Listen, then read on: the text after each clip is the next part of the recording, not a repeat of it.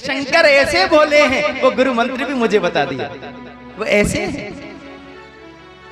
लेकिन एक बात बताइए,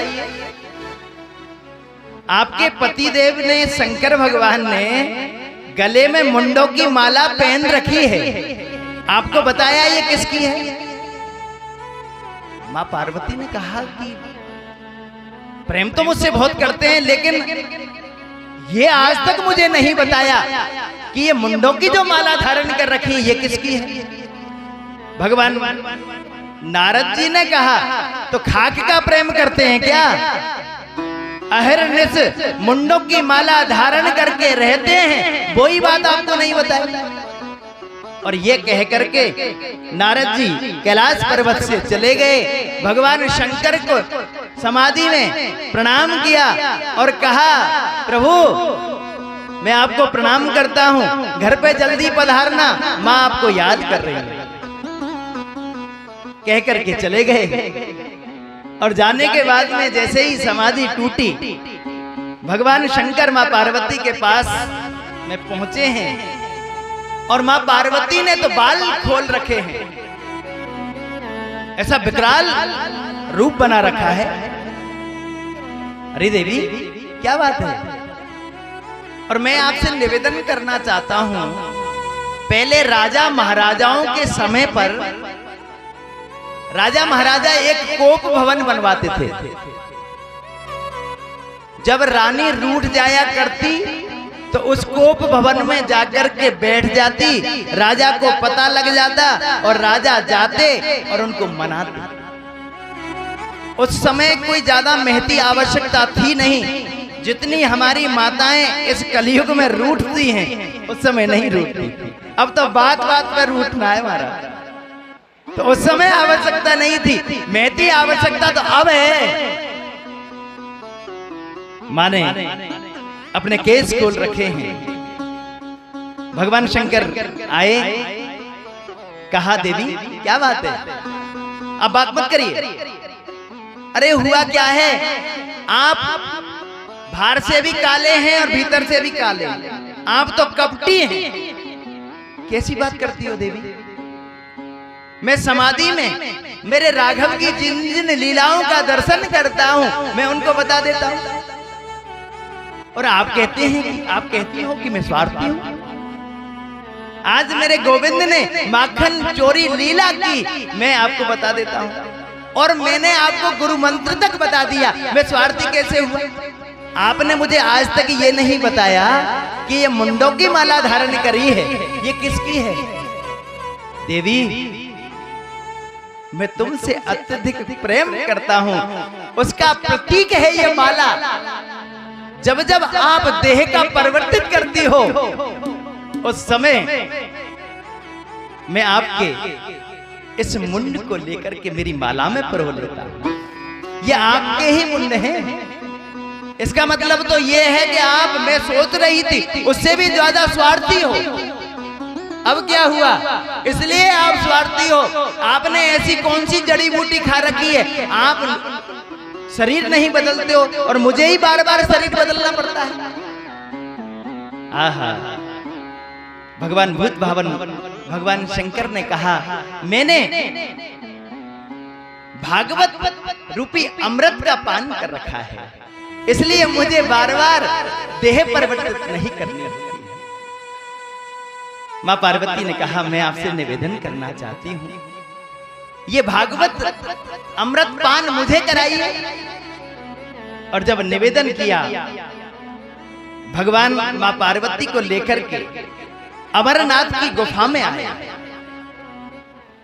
और महाराज अब व्यास मंच पर, व्यास गद्दी पर भूत भावन भगवान शंकर विराजमान हैं। मां पार्वती श्रोता के रूप में है। और भगवान ने जैसे ही भागवत रूपी अमृत का पान कराना प्रारंभ किया, भागवत सुना रहे हैं भगवान शंकर मां पार्वती को। प्रारंभ किया, पहले दिन की कथा हुई बड़े आनंद के साथ में, लेकिन बीच में कहा कि देवी मैं आपसे एक निवेदन करना चाहता हूँ। कथा के कुछ नियम हैं, कल मैंने आपको निवेदन किया था, कुछ नियम बताए थे मैंने आपको। ऐसे ही भगवान ने कहा कि कुछ नियम सुन लीजिए, आगे की जो मैं कथा कहूँ उससे पहले नियम जरूरी हैं। क्या क्या नियम है महाराज? सबसे पहले कथा आप एकांत और एकाग्रचित भाव से कथा सुनिए, पहली बात। दूसरी बात क्या है, जीवन में ये ध्यान रखिए, व्यास मंच के पीछे बैठ करके कभी कथा नहीं सुननी चाहिए। अगर व्यास मंच के पीछे अगर कोई कथा सुनता है तो वो पाप का भागी होता है। और महाराज एक विशेष ध्यान रखना, कथा में नींद हो जाती है। हम नींद की 2-2 गोली लेते हैं सोने के लिए, फिर भी नींद नहीं आती, लेकिन कथा में बैठते ही नींद आना शुरू हो जाती है, क्योंकि ये आनंद है, यहाँ परमात्मा का गुणगान होता है, इसलिए नींद आ जाती है।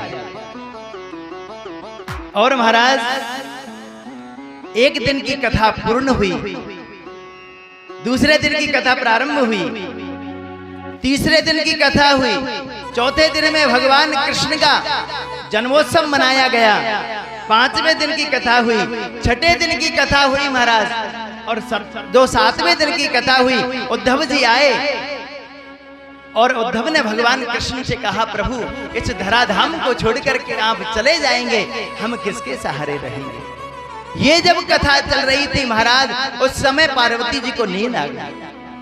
पार्वती जी सो गई, और जैसे ही सोई सुखदेव को लगा कि मां को नींद आ गई है। अगर भगवान को पता लगा कि मां को नींद आ गई है तो भगवान शंकर कथा करना बंद कर देंगे। और महाराज उस कथा के प्रभाव से वो विखलित जो अंडा था वो साबित हो गया, उसमें से सुखदेव जी का जन्म हो गया। अब तो महाराज बड़े आनंद के साथ में वो कथा श्रवण कर रहा था, और जैसे ही माँ को नींद आई, माँ की आवाज में उस सुखदेव ने हुंकारा भरना शुरू कर दिया। 7वें दिन की कथा हुई, जयकारा हुआ, बोले कृष्ण कन्हैया लाल की जय हो, जय जय श्री राधे। जैसे जयकारा हुआ महाराज तो पार्वती जी की नींद टूटी। महाराज उद्धव जी ने भगवान कृष्ण से प्रश्न किया, वो तो मैंने सुना, लेकिन भगवान ने उत्तर क्या दिया मैं वो नहीं सुन पाई। देवी एक बात बताइए, ये बीच बीच में हुंकरा कौन भर रहा था? आपको जब नींद आ गई तो हुंकरा भरने वाला कौन था? और मंच के पीछे देखा, व्यास मंच के पीछे देखा भगवान ने एक छोटा सा सुखदेव, वो तोता, वो आनंद के साथ कथा श्रवण कर रहा है। और भगवान शंकर क्रोधित हो गए, इसने कथा रूपी अमृत का पान जो किया है, मंच के पीछे बैठ करके, व्यास मंच के पीछे बैठ करके कथा सुनी है, ये पाप का भागी है, इसने चोरी की है, ये कथा का चोरी है, चोरी करने वाला है। इसलिए भगवान शंकर त्रिशूल लेकर के पीछे पीछे दौड़े, और महाराज वो सुख वहां से उड़ा और उड़ता हुआ जा रहा है, उड़ता हुआ जा रहा है, बद्रिक आश्रम में, बद्रीनाथ आश्रम में पहुंचा, सरस्वती नदी के पास में पहुंचा महाराज। वहां व्यास जी विराजमान है अपनी पत्नी बिट्टिका देवी के साथ, और उसी समय वो कह रही थी, वो दोनों आपस में बात कर रहे थे, व्यासदेव वसुदेव जी और महाराज वेद व्यास जी और उनकी पत्नी बिट्टिका देवी, दोनों आपस में बात कर रहे थे। वृद्ध अवस्था होने को आई है, हमारे कोई पुत्र नहीं होगा? व्यास जी ने कहा, हरि समेत करश्य, हरि निश्चित रूप से कृपा करेंगे। और जैसे ही महाराज ये कहा, वो नन्हा सा सुख उड़ता हुआ आ रहा था, और छोटा सा सुख है। जैसे ही ये कहा, महाराज बिट्टिका को उवासी आई और उवासी के माध्यम से और महाराज मुंह खुला और छोटा सा सुख बिट्टिका देवी के गर्भ में स्थापित और भगवान शंकर पहुंचे। वेद व्यास जी ने प्रणाम किया, मैं आपको प्रणाम करता हूं। आपके यहां हमारा चोर छुपा हुआ है। कौन है? इसने, इस सुख ने और महाराज चोरी से कथा सुनी है, ये अपराधी है। और बहुत सुंदर बात व्यास जी ने कहा,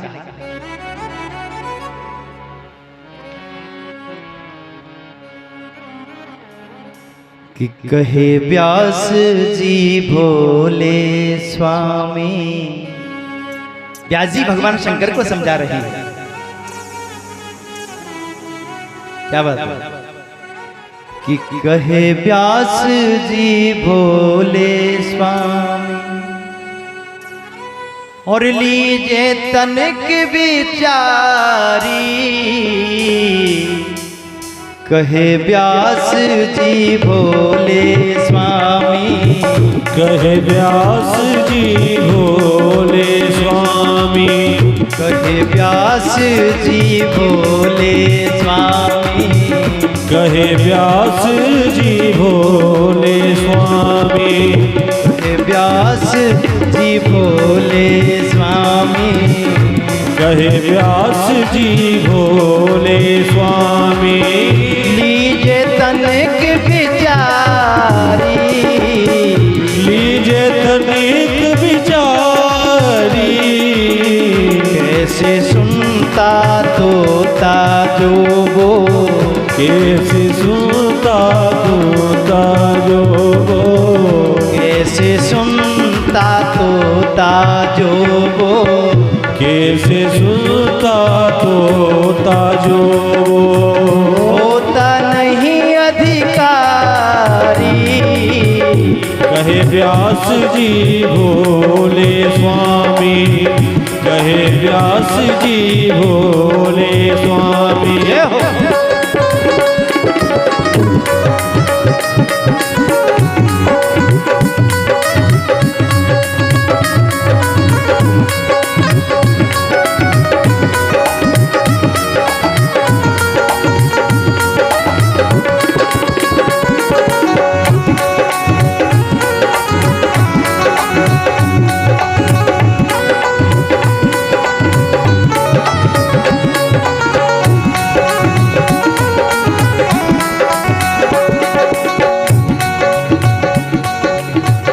अंतर्मुख हो भोले बाबा, अंतर्मुख हो भोले बाबा, अंतर्मुख हो भोले बाबा, अंतर्मुख हो भोले बाबा।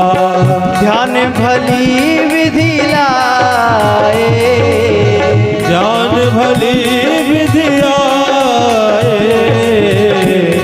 धाम का लीला सुख को, धाम का लीला सुख को लोक धाम का लीला सुख को, लोक धाम का लीला सुख को।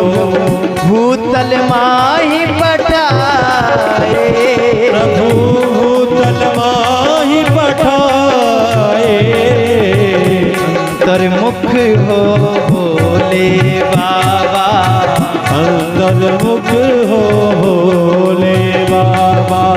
ध्यान भली विधि लाए, ज्ञान भली विधि आए। धाम का लीला सुख, लोक धाम का लीला सुख को। भूतल माही पठाए, भूतल माही पठाए। अंतर्मुख हो भोले बाबा, अंतर्मुख हो भोले बाबा। अंतर्मुख हो भोले बाबा, अंतर्मुख हो भोले बाबा। ध्यान भली विधि लाए, ज्ञान भली विधि लाए, भली विधि लाए, ज्ञान भली विधि लाए।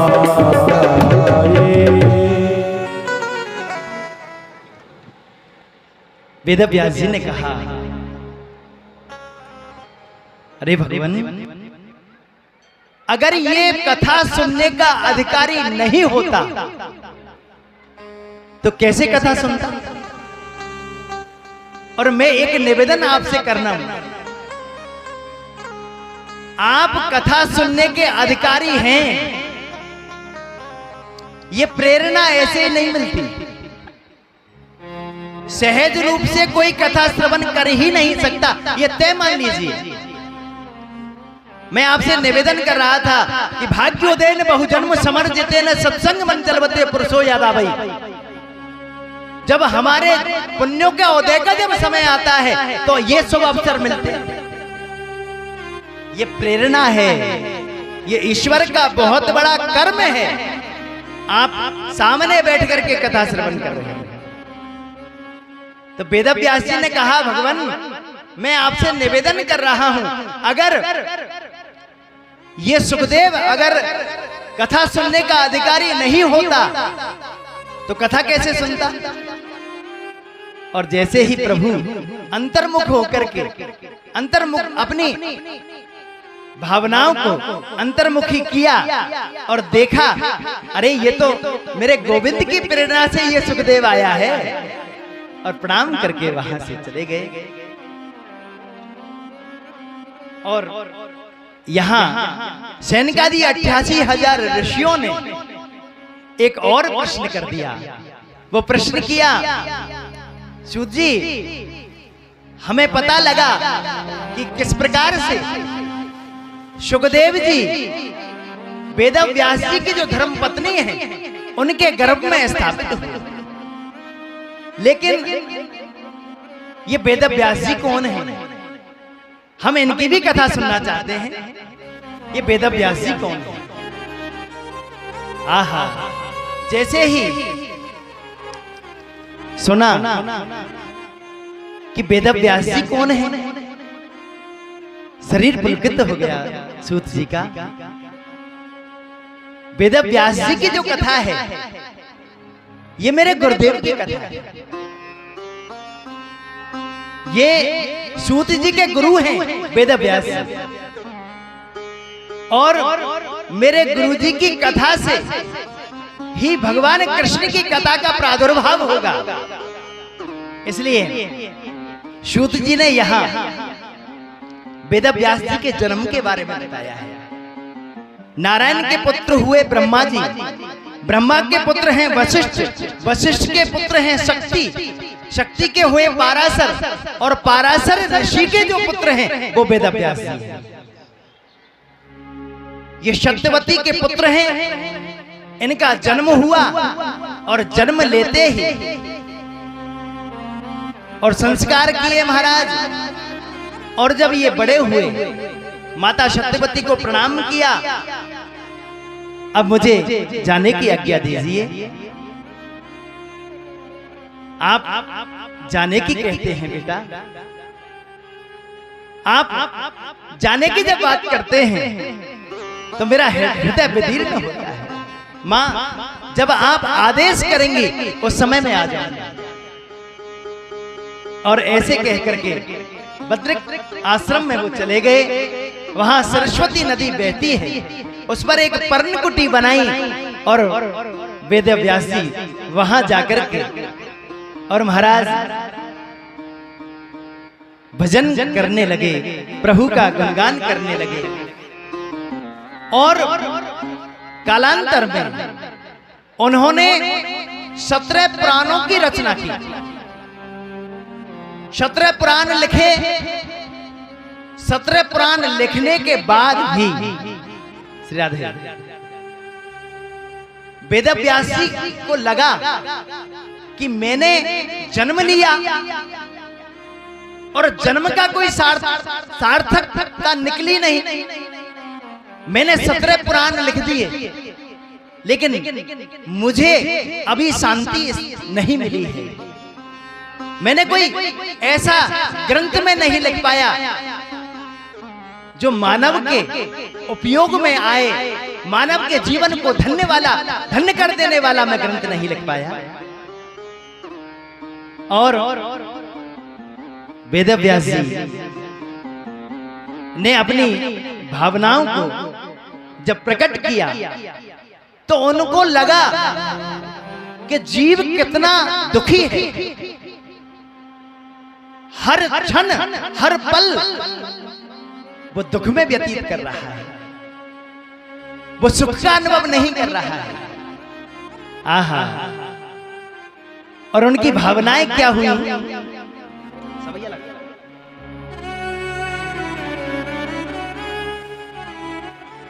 कैसा भाव है?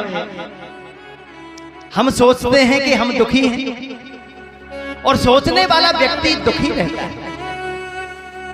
ये जो दुख है वो सुख है, ये सब मन का विषय है। आहा, जैसे ही ध्यानावस्था में वेदव्यास जी रहे, उनको क्या दिखाई देने लगा कि दीन कहे धन बान सुखी। आहा, कि दीन कहे धन वान सुखी, धन वान कहे सुख राजा को भारी। दीन कहे धनवान सुखी, धनवान कहे सुख राजा को भरे। देखने का अंतर देखिए।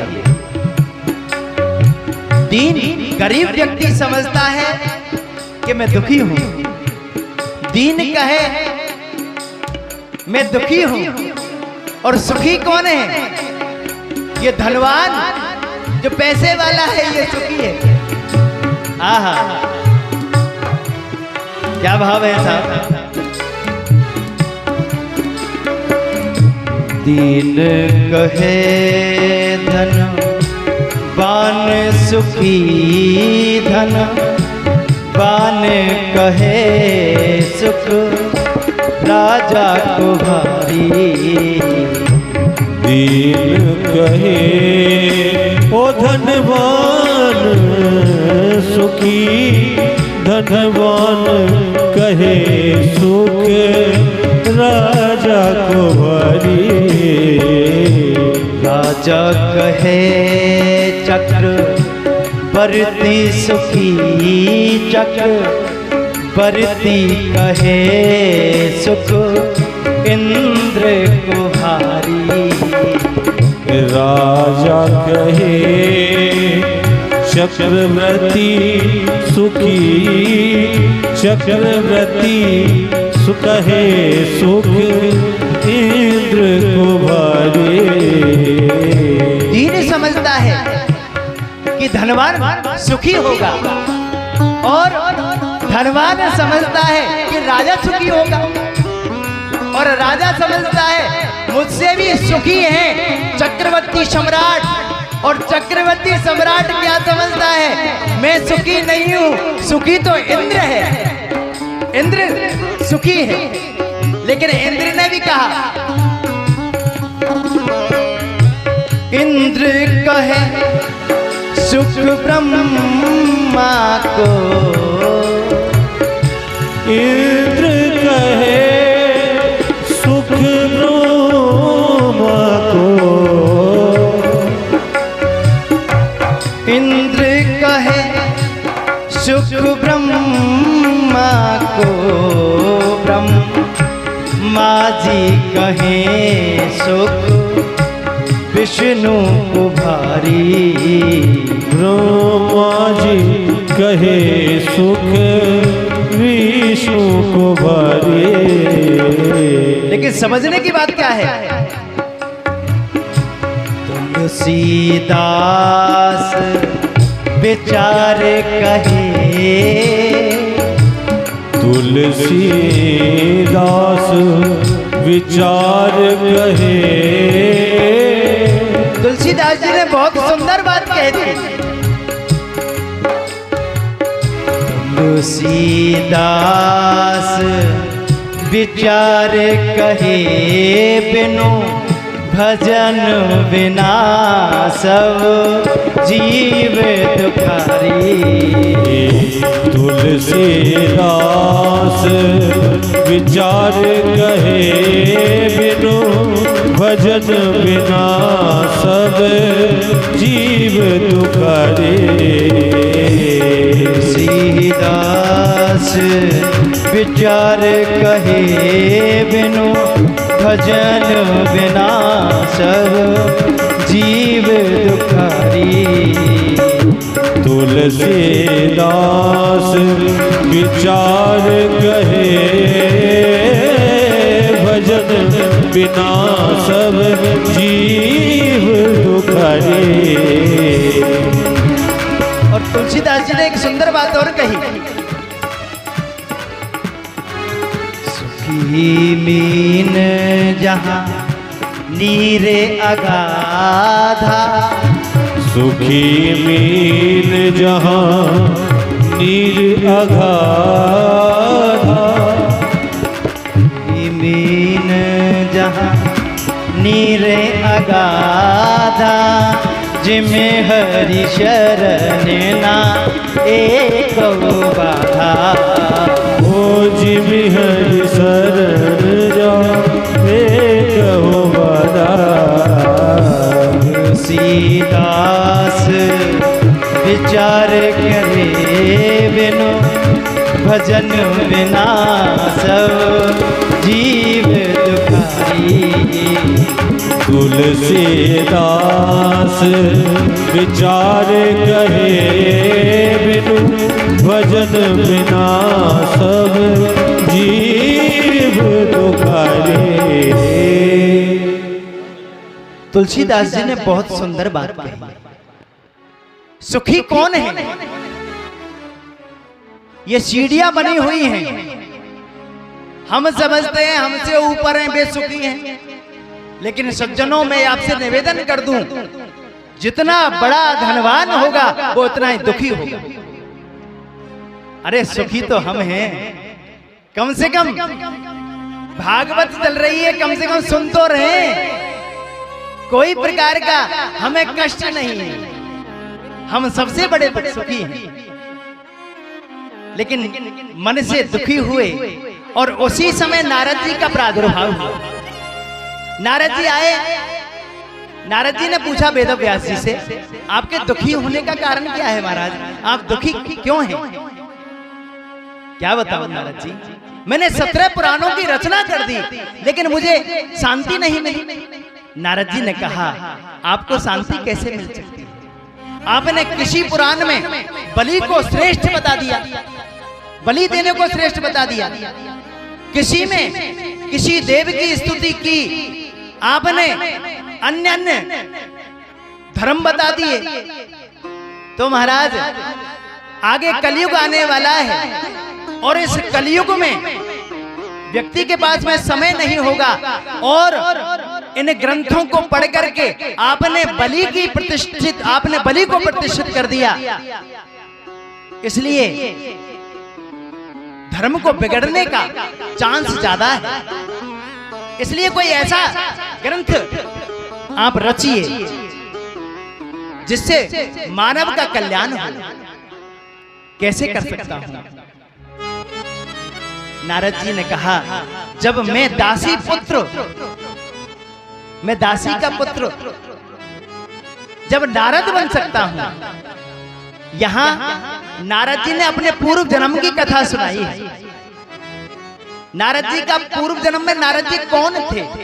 नारद जी वेद व्यास जी को कथा सुना रहे हैं। मैं उपवरहन नाम का एक गंधर्व था। और महाराज मुझसे ऋषियों का अपराध हो गया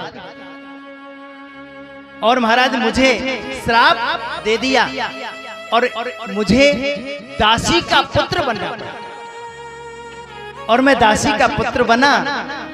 मेरी माता के गर्भ से मेरा जन्म हुआ और मेरे पिता की मृत्यु हुई। माता बहुत दुखी हुई। मेरी मां को लगा कि मेरे पुत्र हुआ है, इस बात की खुशी है, लेकिन मेरा श्रृंगार उजड़ गया, इस बात का दुख है। माता के एक आंख से ठंडे आंसू निकलते हैं और दूसरी आंख से गर्म आंसू निकलते हैं। जब व्यक्ति दुखी होता है और दुख करके रोता है तो आंसू गर्म होते हैं, और जब खुशी में रोता है तो आंसू ठंडे होते हैं। जब आपका छोटा सा बेटा उसका रिजल्ट आता है और रिजल्ट में पता लगा है कि मेरे बेटे ने स्कूल टॉप किया है, ये प्रथम स्थान आया है, माता अपने लाल को गले से लगा लेती है। उस समय जो आंसू आएंगे वो ठंडे आंसू आएंगे, और आप मन से जब दुखी हो जाओगी उस समय जब वो आंसू आएंगे वो गर्म आंसू आते हैं।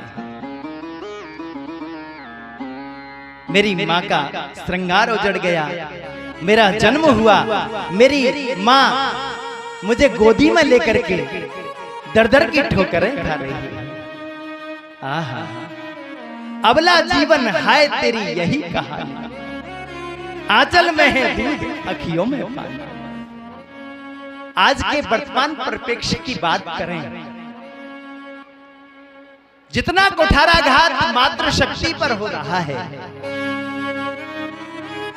देश के सर्वोच्च पद पर आसीन राजनीति दल के प्रधानमंत्री को यह बोलना पड़े बेटी बचाओ बेटी पढ़ाओ। हम बेटे के पीछे कितने पागल हो रहे हैं। माता को पता लग जाए कि मेरे कोख में बेटी है तो महाराज उसको नष्ट करा देते हैं।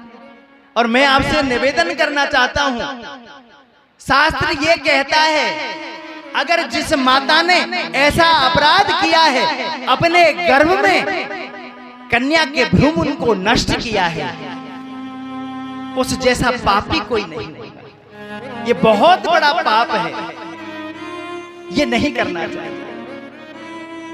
गर्भ के शिशु को, उस बीज को ऋषि कहा है संतों ने, ऐसा अपराध नहीं होना चाहिए। और मां मुझे लेकर के दर दर की ठोकरें खा रही है। आहा, क्या भाव है कि इस बस्ती में हमारे आंसुओं को कौन पहुंचेगा, कि इस बस्ती में हमारे आंसुओं को कौन पहुंचेगा। यहाँ जिसको देखो उसका दामन गीला लगता है। कौन पाल सकता है, कौन रक्षा कर सकता है। और महाराज मेरी मां संतों के आश्रम में पहुंची, संतों के आश्रम में पहुंची। मेरी मां ने संतों से निवेदन किया, मेरे नन्हा सा बेटा हुआ है, अगर आपके यहाँ कोई सेवा मिल जाए। देवी आप अंदर जाइए, हमारी जो पंडितानी है वो आपको जो सेवा बताएं वो आप करिए। और महाराज नारद जी कहते हैं मैं धीरे धीरे बड़ा हो रहा हूं, और संतों ने मेरा नाम रामदास रख दिया। मैं आश्रम में झाड़ू लगाने की सेवा करता। जिस प्रकार से महाराज जी का जो आश्रम है, यहाँ कितनी पवित्रता रहती है।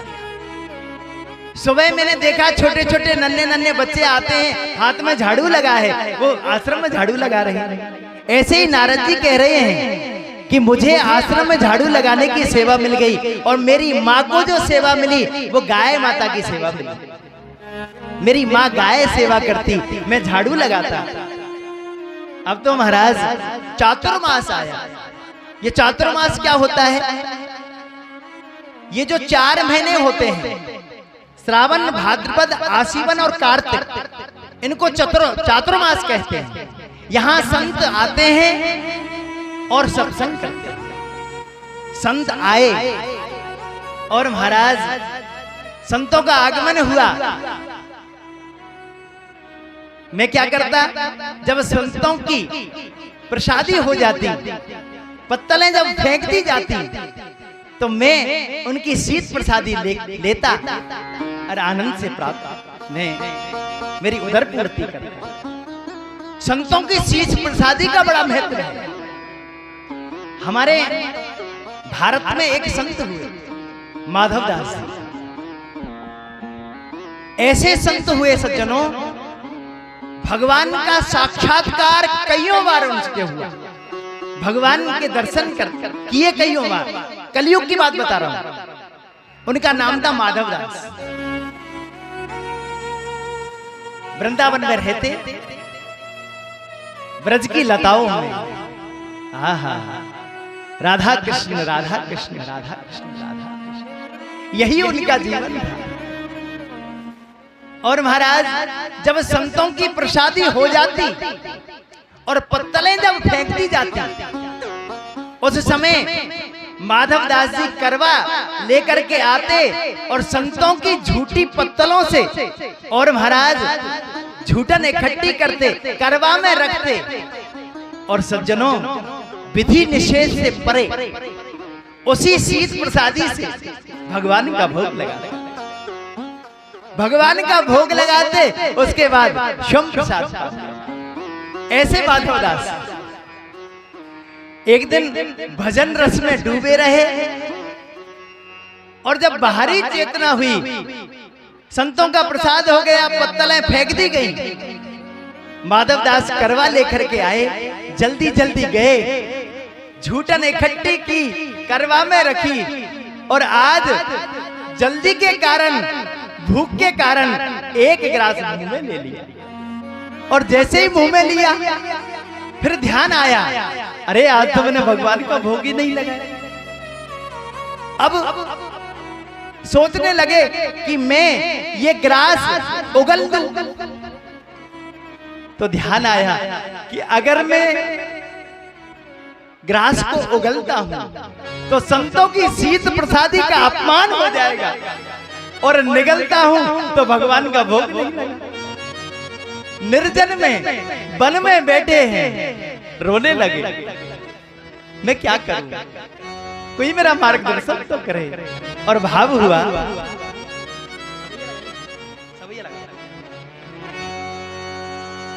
क्या सोचने लगे माधवदास? आहा, बड़े भाव से सुनिए, ये बहुत मार्मिक कथा है।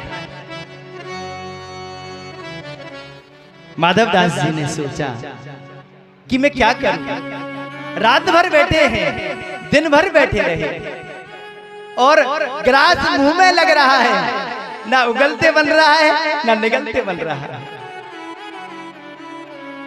कि संतन को यह शीत प्रसाद लियो मुख डारना, जाए गिरायो तन को यह शीत प्रसाद लियो मुख डालना, साध गिरायो संतन को यह शीत प्रसाद लियो मुख डारना, जाए गिरायो संत को यह शीत प्रसाद लियो मुख डारना, जाए गिरायो नीलत लगे मन में मन मोहन को नहीं भोग लगायो। नीलत लाज लगे मन में मनमोहन को नहीं भोग लगायो। नीलत लाज सोचने लगे अगर मैं निगलता हूं तो भगवान का मैंने भोग नहीं लगाया, अगर उगलता हूं तो संतों की शीत प्रसादी का अपमान हो जाए।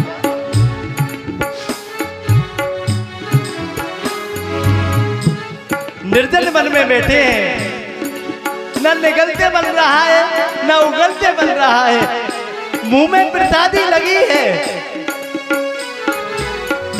कैसी स्थिति हुई भई गति शाप छछूंदर की,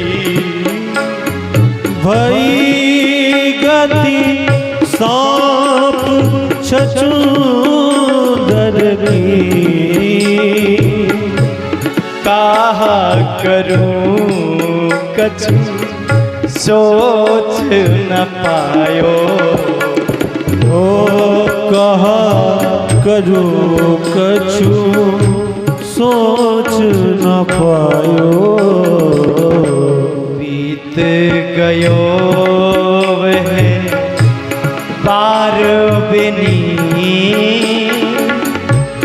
बीत गयो वह बार बिनीत। बीत गयो वह बार बिनीत, गई रजनी दिन दूसरो आयो। हो गई रजनी दिन दूसरो आयो।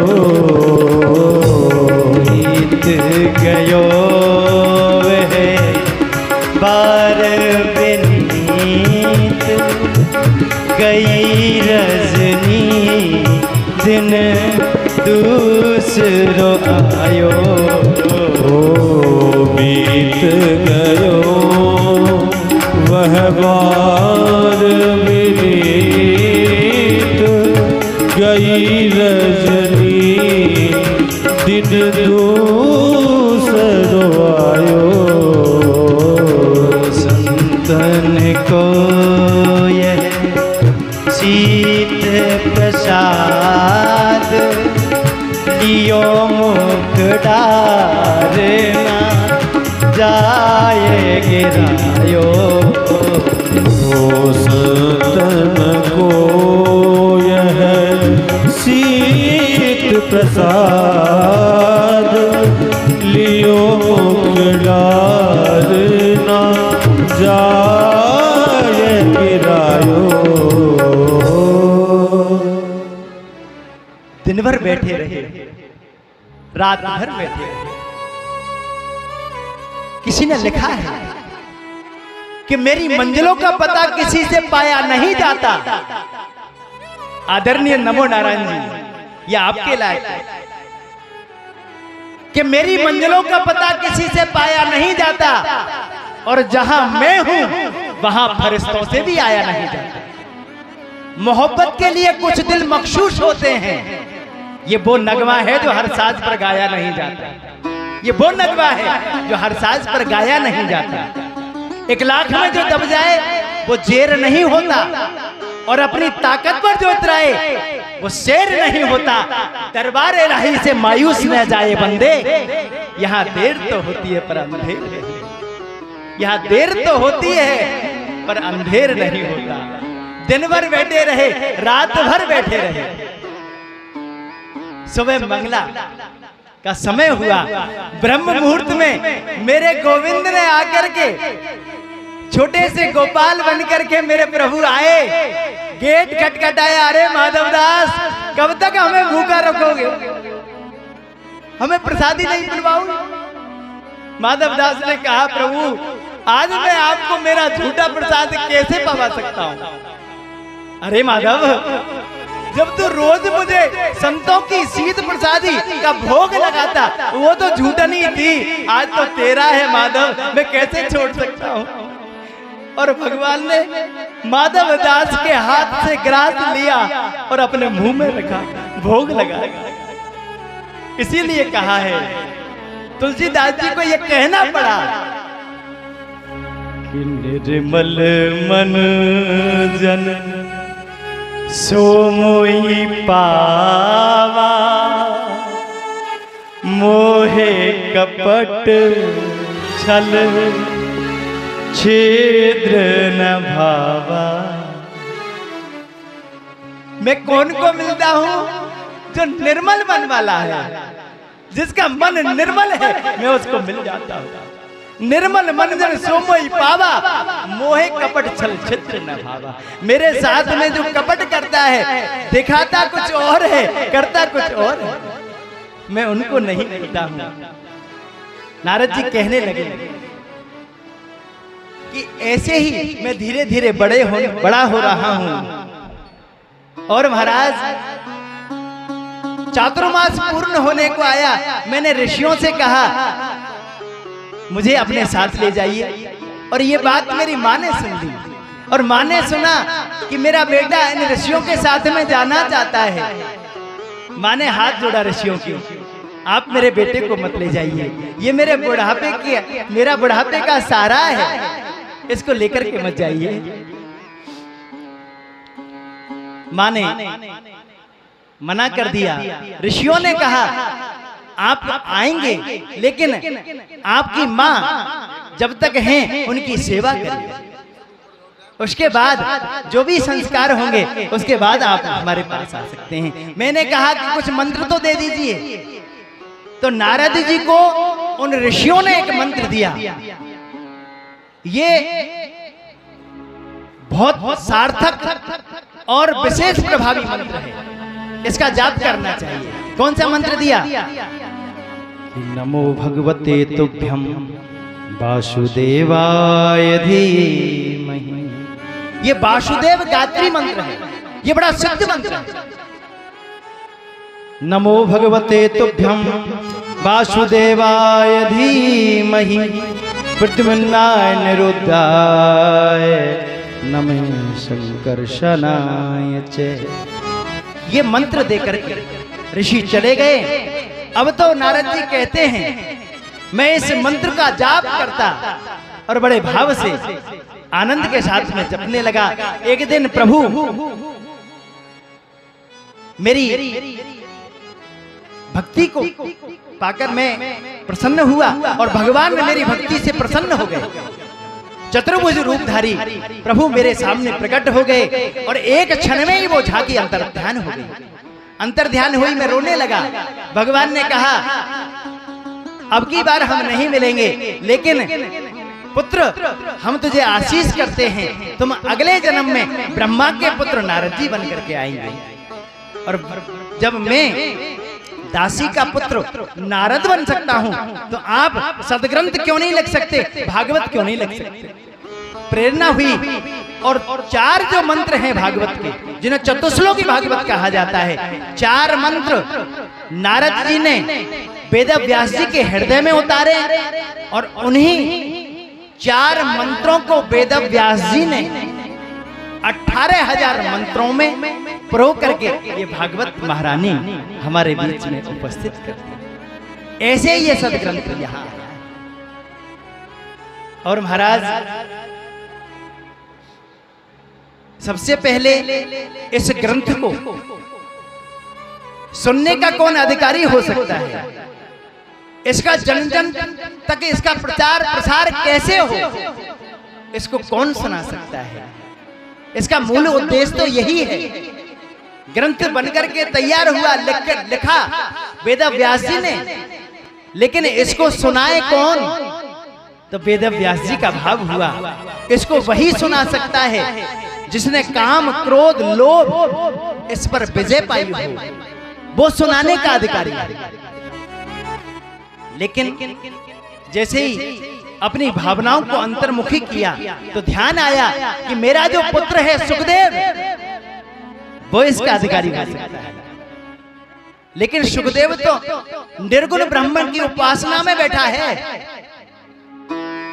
और प्रेरणा हुई, कुछ चुनिंदा श्लोक लिख करके अपने शिष्यों को भेजे, आप जाकर के जहां सुखदेव है वहां जाइए और ये मंत्र बोलना। अब इस मंत्र में भगवान की सुंदरता का वर्णन है। प्रभु कैसे हैं, क्या रूप है प्रभु का। आहा, कि बरहा पीडम नटवर बपो करनयो कर्णिकारम बिभ्रदवास कनक कपिशम वैजंती च माला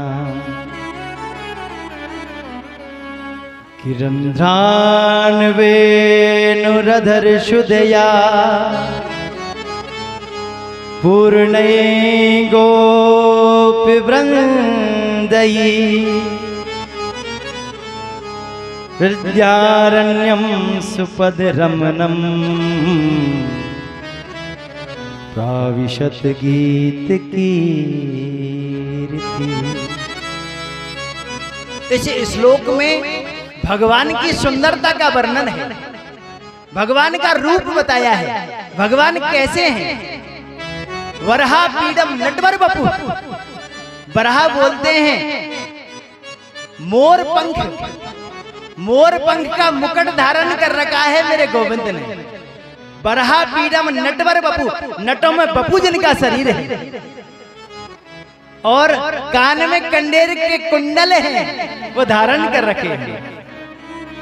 बिभ्रतवास कनक कपिशम वैजंती च माला, गले में वैजंती माला है। और कैसा रूप है प्रभु का, जब गाय चरा करके आ रहे हैं, गाय के खरों से उड़ने वाली धूल मेरे गोविंद के मस्तक पर उड़ करके लग रही है, माने मोती चिपक गए क्या। और वेणु का निनाद करते हुए लिखा है रंध्रान वेणु रधर श्याम, अपने होठों पर वेणु का निनाद कर रहे हैं, आनंद के साथ वेणु का निनाद चल रहा है और गोपियों के द्वारा शेष। और जैसे ही वेद व्यास के शिष्यों ने इस मंत्र को सुनाया महाराज, सुखदेव की आंखें खुली। कहा आप कहां से आए हैं, आपके पिताजी ने भेजा है। और सुनाइए ना, और सुनाइए। अगर आपको सुनना है तो आपके पिताजी के पास चलिए, उनके पास तो ऐसे 18,000 मंत्र हैं। अरे सुंदर होगा तो अपने को होगा, हमें क्या। आंखें बंद की और निर्गुण ब्रह्म की उपासना करने लगे। शिष्य पहुंचे, शिष्यों ने कहा वेद व्यास जी से क्या हुआ महाराज। एक बार तो भगवान ने उनको खींचा, उनके नेत्र खुले लेकिन पुनः बंद हो गए। पता लग गया वेद व्यास जी को ये मेरा गोविंद है। गोविंद कृष्ण का नाम क्या है, कर्षति इति कृष्ण, जो कृष्ण आकर्षित कर ले वो आकर्षित करता है, वो कृष्ण है, आकर्षित करेगा निश्चित रूप से। उसमें सुंदरता का वर्णन है, एक श्लोक और लिख करके भेजा, इसको सुनाना। इसमें करुणा का वर्णन है, प्रभु की करुणा कैसी है। सुंदर तो हैं, एक कवि ने तो यहां तक लिख दिया, सुंदर कितने हैं मेरे प्रभु। आहा, कि एरे लला तुम और होते लली। मेरे गोविंद कितने सुंदर हैं, आप कल्पना तो करिए।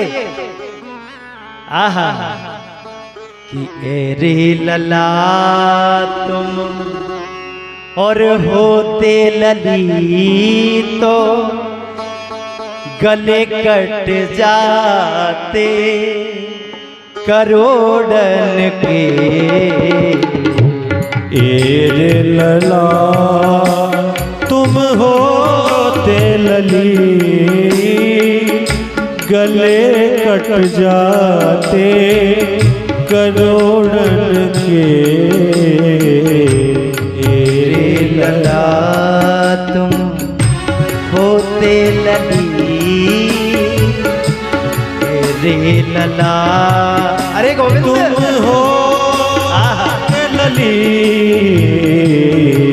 रे लला ओ लला तुम हो ते लली रे, रे लला तुम हो ते लली। गले कट जाते करोड़न के, रे लला।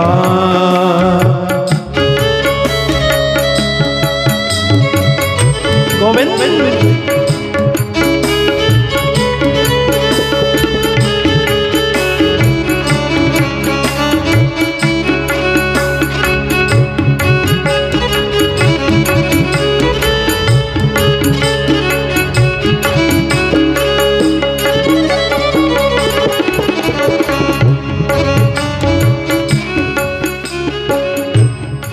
रे लला, रे लला तुम होते लली तो गले कट जाते करोड़न के। रे लला जो तुम होते लली, गले कट जाते करोड़न के। रे लला इतने सुंदर हैं मेरे प्रभु, त्रिभुवन सुंदर हैं।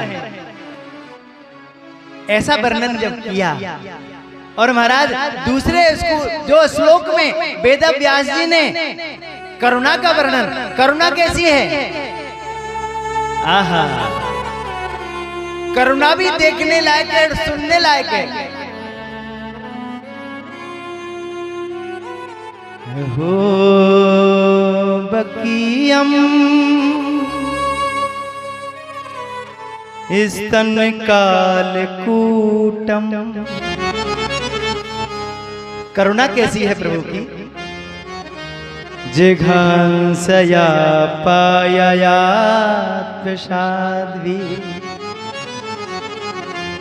लेभे गतिम धा त्रुचितम ततोन्यम, कम्बा दयालुम शरणम व्रजेम। पहले मंत्र में सुंदरता का वर्णन था और दूसरे श्लोक में करुणा का वर्णन है। जो पूतना मेरे गोविंद को अपने स्तनों में विष लगा करके मारने के लिए जो आई, उसको भी मां की गति प्रदान कर दी गोविंद ने। करुणा कितनी है, जो मारने के उद्देश्य से पूतना आई कि मैं गोविंद को मार दूंगी, अपने स्तनों में जहर लगा करके आई। जो गति मां यशोदा को, मां देवकी को बाद में मिलनी थी, वो स्थान पूतना को प्रदान कर दिया। ऐसी करुणा है मेरे प्रभु, करुणावान है। और माता का दर्जा दिया कि ये मारने, उद्देश्य तो इसका मारने का है, लेकिन ये मुझे दूध पिलाने आई है। और दूध पिलाने का कार्य कौन करता है, मां करती है। इसकी भावनाएं मारने की हैं, लेकिन ये कार्य करने आई है मां का। मां का कार्य है दूध पिलाने का, तो दूध पिलाने का कार्य करने आई है। और मेरे गोविंद की करुणा ऐसी है, मां की गति प्रदान कर दी प्रभु ने। इसीलिए तुलसीदास जी ने भी लिखा है कि भाये को भाये अनख आलस हो, नाम जपत मंगल देश दसहु।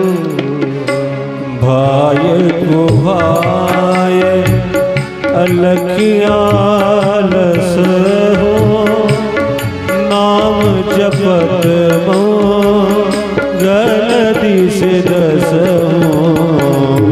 भाय को भाय अनख आलस हो, नाम जपत मंगल देश दस। ओ भाय ओ भाय तू भाय अलख आलस हो, नाम जपत मंगल देश दस हो। भाय तू भाय अलख आलस हो, नाम जपत मंगल देश दस हो। भाय को भाय। प्रभु का नाम कैसे भी लिया जाए, भाव से लो, को भाव से लो। हम भाव से लेंगे, इतना ही चमत्कारी नाम है। हम भाव से गाएंगे, इतना ही काम करेगा। और महाराज रावण ने, कुंभकर्ण ने और महाराज कंस ने को भाव से लिया, उनका भी उद्धार हुआ। इसलिए भाव से लो, को भाव से लो। अनख, अनख कहते हैं क्रोध। आप क्रोध से भी भगवान का नाम ले रहे हैं, वो भी मंगलकारी है, वो मंगल करेगा। आलस से भी नाम लिया जाए। हम उबासी लेते हैं ना, उबासी में जब नाम भगवान का आना चाहिए, वो भी कल्याणकारी है। आहा,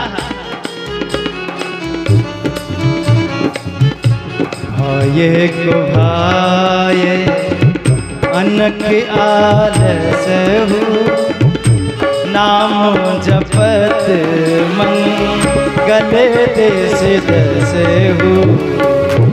भाय को भाय अलखियालस हो, नाम जपत मंगल देश दस हो। भाय को भाय। कैसे भी लेंगे, भगवान का नाम में चमत्कार है। और आइए, मध्यांतर का समय हो गया है। 30 मिनट का अंतराल रहेगा। आप उसमें चाय पानी कर सकते हैं आनंद के साथ में। 30 मिनट के बाद में बहुत सुंदर कथाएं हैं और महाभारत का वर्णन होगा। कुछ सूचनाएं हैं, आदरणीय महेश जी कुछ आपको सूचना दे रहे हैं। और मैं माताओं से क्षमा प्रार्थी हूं, मैं कथा सुनाने का अभ्यासी हूं। मैं एक भावना पूरी नहीं कर पा रहा हूं आपकी, मैं आज कोशिश करूंगा।